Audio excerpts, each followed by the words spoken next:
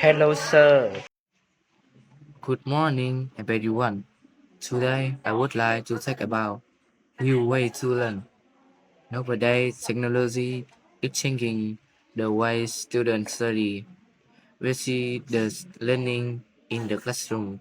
Students can also online through computer and smartphone.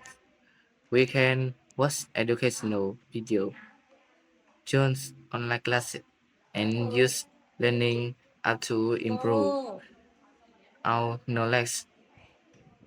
This new way of learning makes lesson more interesting and convenient. Students can study anytime and anywhere. They can also search for information for quickly and work with friends online. However, students should use technology properly and avoid spending too much time on game or social media. In my opinion, new way to learn help students become more active, pretty, and independent in in their studies.